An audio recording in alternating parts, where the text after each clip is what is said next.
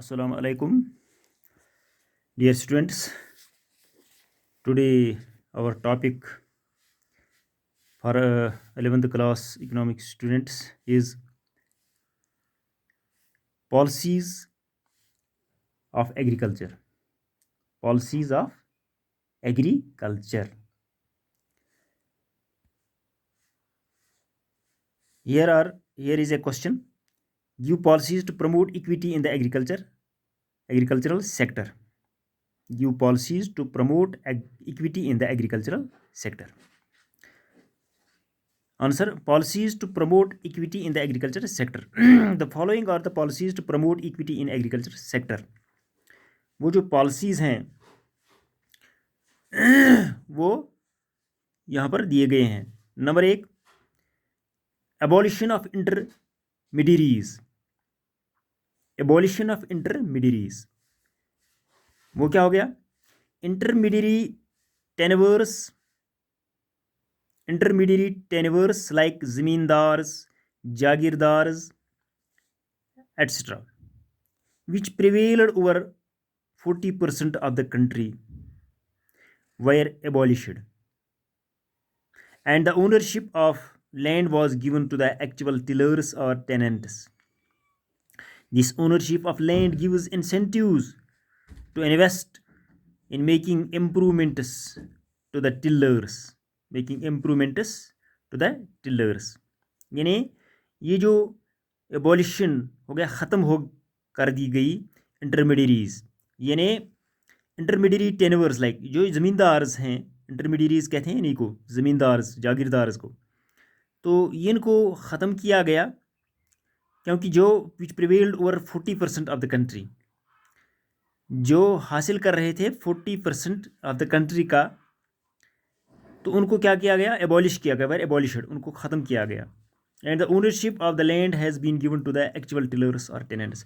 और जो मालिकाना हुकूक जो है, ओनरशिप जो है ज़मीन के, वो असली एक्चुअल टिलर्स जो थे या टेनेंट्स इनको कहते हैं, यानी काश्त जो ज़मीन करते थे उन्हीं को ये हुकूक दिए गए, बल्कि ज़मींदारों और जागीरदारों को ख़त्म किया गया, उनसे ये छीन लिया गया, और फिर एक्चुअल टेलर्स जो थे ज़मीन की जो काश्त करते थे, ये उनको ये हुकूक दिए गए. This ownership of land gives incentives to invest in making improvements to the tillers. इस ओनरशिप से क्या हासिल हुआ कि इनको ये जो टिलर्स हैं इनको एक इंसेंटिव मिल गया इससे, जिससे उनको उनकी इम्प्रूवमेंट हो गई, जिससे उनकी इम्प्रूवमेंट उसमें हो गई. तो उस सिस्टम को, इंटरमीडियरीज की सिस्टम जो है उसको ख़त्म किया गया. तो और ये मालिकाना हुकूक जो है इनको टिलर्स को दिया गए या टेनेंट्स को दिए गए. तो दूसरा जो है इसका जो है टेनेंसी रिफॉर्म्स. ये पॉलिसी ऑफ एग्रीकल्चर जो है, इसमें जो दूसरा पॉइंट जो है वो टेनेंसी रिफॉर्म्स है. It इनवाइजेस provision of security to tillers. इसमें क्या होता है? और tenants and conferring ownership rights on them. यानी इससे टेनेंसी रिफॉर्म्स से इससे इस्लाह जो किया गया है, दुरुस्ती जो हो रही है, इसकी रिफॉर्म जो हो रहा है इसका, तो इससे provision of security to tillers, तो टिलर्स को इससे एक सिक्योरिटी मिल गई या टेनेंट्स को, and conferring ownership rights on them. तो इससे क्या हो गया? और उनको ये जो ओनरशिप के जो हुकूक है, मालिकाना हुकूक जो है, वो उन पर यानी उनको हासिल हो गई. Under tenancy reforms following 3 types of measures were adopted. तो इस टेनेंसी रिफॉर्म्स के तहत जो 3 टाइप्स के मेजर्स जो हैं यहाँ पर एडॉप्ट किए गए. Number 1, regulation of rent. Regulation of rent. Before independence the rent charged bye जिमींदार्स from the tenants was exorbitant. यानी आज़ादी से पहले ये जो रेंट, जो किराया जो ज़मींदार जो टेनेंट्स पर यानी टिलर्स पर जो यानी चार्ज करते थे, वो बहुत ही ऊंची यानी रेट थी, हाई रेट थी, एक्सॉर्बिटेंट वो हाई रेट थी. Those highly exploitative rates spelt misery on the tillers. तो ये जो इतनी बड़ी रेट जो थी रेंट की, اعلیٰ ریٹ جو تھی زیادہ، اس سے ٹلرز جو ہیں وہ مشکل میں پڑ گئے تھے. who could hardly make both ends meet, جن کو بمشکلاً اپنی جو ہے روزی روٹی ملتی تھی. ایز اے کنسیکوینس، تو نتیجے کے طور پر لیجسلیشنز پر enacted after independence to regulate the limits of rents and reduce the burden on tenants. تو نتیجہ کے طور پر اس کے بعد جو لیجسلیچرز جو بن گئی، اسمبلیاں جو بن گئی، تو انہوں نے کیا کیا after independence to regulate the limits of rents. تو انہوں نے جو ہے یہ جو حدیں جو تھی رینٹس کی ان کو مقرر کیا کہ کتنی رینٹ کس پر کتنی یعنی عائد ہونی چاہیے، and reduce the burden on tenants. تو اس طریقے سے انہوں نے ان ٹیننٹس پر، ان ٹلرس پر جو ان کے اوپر جو ایک بوجھ بڑا تھا اس کو کم کیا، to reduce the burden on tenants. اس کی وجہ سے یعنی ریگولیٹ لمٹس آف رینٹس جب انہوں نے کی. The first 5-year plan started that minimum rent should be fixed at 1/5 of the total produce. تو پہلا جو 5-year پلان تھا وہ شروع اس پر ہو گیا کہ maximum rent should be fixed. تو زیادہ سے زیادہ جو رینٹ ہے وہ فکس ہونی چاہیے کس پر، at 1/5 of the total produce. جو کل پیداوار ہے اس کا 1/5 حصہ، پانچواں حصہ جو ہے اس پر اس کا یہ جو رینٹ مقرر کر دیا جائے. ایکسیپٹنگ، سوائے Punjab, Haryana, JNK، Tamil Nadu and Andhra Pradesh. This limit has been applied by all the states. تو ان کے علاوہ باقی یہ جو لمٹ تھا، یعنی ان اسٹیٹس کے علاوہ جو باقی اسٹیٹس تھے ان پر یہ اس لمٹ کو اپلائی کیا گیا. یہ تھا ایک پوائنٹ ٹیننسی ریفارمز میں ریگولیشن آف رینٹ. تو دوسرا جو ہے اس کا ہے سیکورٹی ٹینر. دوسرا اس کا ہے security of tenure. Security of tenure یعنی security of tenure to tenants had been given in all states. اب یہ جو سیکورٹی ہے ٹینور کی، ٹائم کی ٹیننٹس کو، یہ گیون ان آل اسٹیٹس، یہ تمام اسٹیٹس میں، ریاستوں میں یعنی دی گئی تھرو ٹیننسی ریفارمز کے تحت. ٹیننسی ریفارمز کے تحت for security to tenure legislations have been passed in most of the states. تو اس کو بہت سارے اسمبلیوں میں جو ہے لیجسلیشن میں اس کو پاس کیا گیا، سیکورٹی آف ٹینر. تو نمبر 3 جو ہے اونرشپ رائٹس فار ٹیننٹس. تو ان کا جو مالکانہ حقوق جو دیے گئے ٹیننٹس کے، ownership rights for tenants have been conferred in areas of Andhra Pradesh, Bihar, West Bengal, Punjab, Haryana and Tamil Nadu. یعنی یہ جو اونرشپ رائٹس ٹیننٹس کے ہیں ان کو کنفر کیا گیا، تسلیم کیا گیا کن ایریاؤں میں، آندھرا پردیش میں، بہار میں، ویسٹ بنگال میں، پنجاب، ہریانہ اینڈ تامل ناڈو میں. انٹل 1989 یعنی 1989 تک جو ہے 77 lakh tenants were conferred ownership rights in respect of 50 lakh hectares of land. یعنی 77 لاکھ ٹیننٹس جو ہیں ان کو کنفر کیا گیا، اس میں لایا گیا اونرشپ رائٹس میں 50 لاکھ ہیکٹر جو ہے ان کو زمین جو ہے دی گئی. اس پر ان کے حقوق یعنی اپلائی ہو گئے 50 لاکھ ہیکٹورس آف لینڈ پر. تو نمبر 3 جو ہے اس کا یہ جو پالیسی جو ہے، پالیسی آف ایگریکلچر، تیسرا پوائنٹ جو اس کا ہے land ceiling. Land ceiling it was under policy to promote equity in the agriculture sector. یہ بھی ایک پالیسی ہے، لینڈ سیلنگ بھی ایک پالیسی ہے کہ ہم کیسے ایگریکلچر سیکٹر میں اکویٹی پیدا کریں. یعنی اکویٹی ہو گیا کہ جس سے اس کو بنیادی جو ہے انہیں برابردی، جس کو ہم انیکویلٹی کو دور کریں، یعنی جس میں کہ بیسک نیڈز جو ہے، بنیادی نیڈز جو ہیں لوگوں کو حاصل ہو جائیں. اکویٹی کا مطلب یہی ہے. It was under policy to promote equity in the agriculture sector. The purpose of land ceiling is to reduce the concentration of land ownership. اس کنسنٹریشن آف لینڈ اونرشپ کو کم گھٹائیں in a few hands. Land ceiling laws were first enacted in the 1950s and in the 1960s.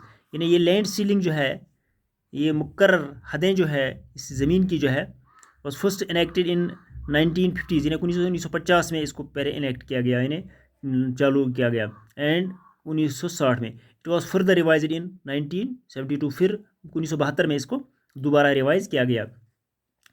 Family ceiling were allowed to 5 hectares for irrigated land with 2 crops. یہ جو family selling جو تھی، ایک family کو دیا گیا تھا ویر Lord وہ بہت کم تھا ٹو 5 ہیکٹرس 5 ہیکٹر زمین فار اریگیٹڈ لینڈ یعنی آبپاشی کے لیے ود 2 کراپس جس میں 2 فصل اگائے جاتے تھے 5 to 7 hectares for irrigated land with 1 crop 5 سے 7 ہیکٹر زمین جو تھی اس کو اریگیٹڈ کیا جاتا تھا آبپاشی کی جاتی تھی ایک فار ود 1 کراپ کے تحت اینڈ 12 ہیکٹرس فار ادر لینڈس اور باقی 12 ہیکٹرس جو لینڈ تھی وہ ادر لینڈس تھی. Another important step was taken towards land reforms by enacting the benami transaction ordinance. Benami transaction ordinance بنایا گیا, ایک قانون بنایا گیا اس toward land reforms by enacting the benami transaction ordinance in May 1988 میں بنایا گیا which makes benami transaction illegal, جس نے بینامی ٹرانزیکشن کو الیگل بنایا.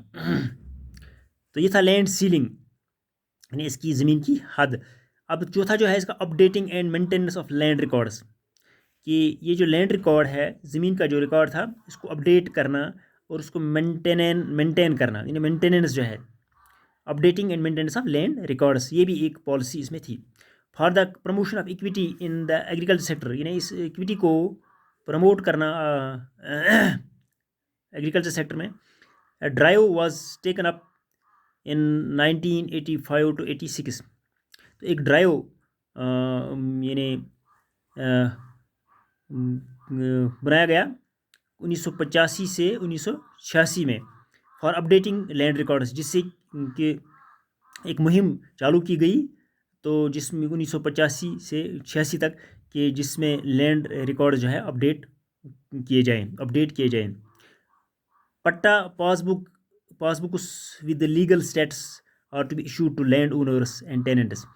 جو ایک قسم کا وہ پٹا لکھ کر دیا جاتا تھا ایک پاس بک کی صورت میں کہ لیگل اسٹیٹس جو ہے آر ٹو بی ایشوڈ وہ کیا جاتا تھا to land owners and tenants کو پٹے پر ان کو زمین دی جاتی تھی. This without updating and maintenance of land records land reforms کی ناٹ بی پراپرلی امپلیمنٹڈ. لیکن بغیر اپڈیٹنگ جب تک اس مینٹیننس لینڈ ریکارڈس کو اپڈیٹ اور مینٹین نہیں کیا جاتا تھا تب تک جو ہے لینڈ ریفارمز کی not be properly implemented, land reforms جو ہے پراپرلی امپلیمنٹڈ نہیں ہو سکتے تھے. یہ تھا update and maintenance of land record یعنی یہ بھی ایک پالیسی اس کی تھی. تو اب کنسولیڈیشن آف ہولڈنگس, پانچواں جو ہے کنسولیڈیشن آف ہولڈنگس یعنی اب کوئی کہیں زمین جو ہے اگر وہ چھوٹے چھوٹے ٹکڑوں میں بکھری ہوئی تھی تو اس کو کنسولیڈیٹ کیا جاتا تھا, ایک جگہ جمع کیا جاتا تھا یعنی بہت ساری لینڈ کو ایک ہی جگہ جمع کیا جاتا تھا. اور دس میجر از یعنی کنسولیڈیشن آف ہولڈنگز جو ہے this measure is designed to solve the problem of fragmentation of holdings.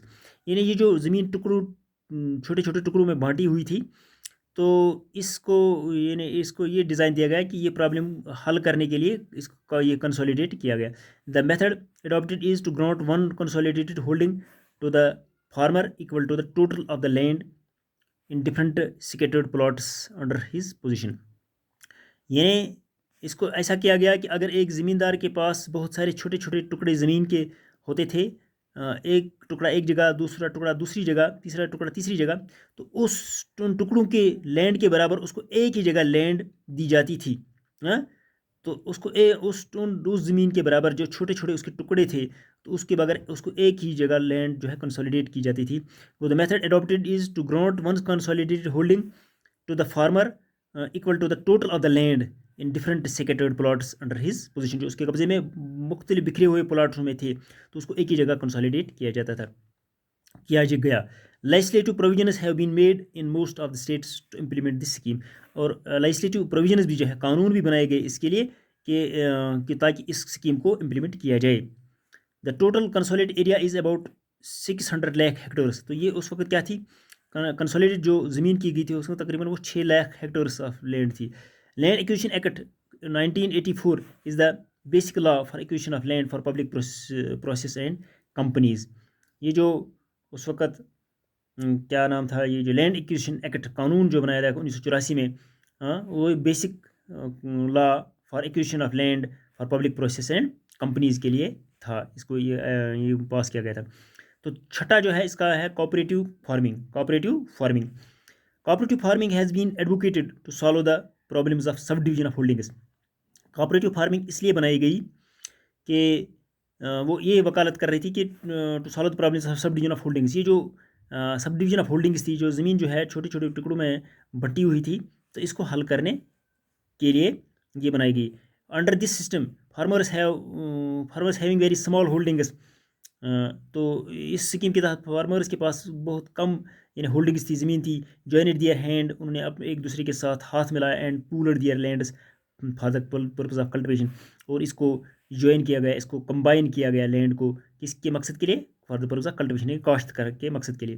In this way they can reap profits of large scale farming. تو اس طریقے سے وہ جو ہے نفع حاصل کرتے تھے لارج اسکیل فارمنگ میں. In this way they can reap prophets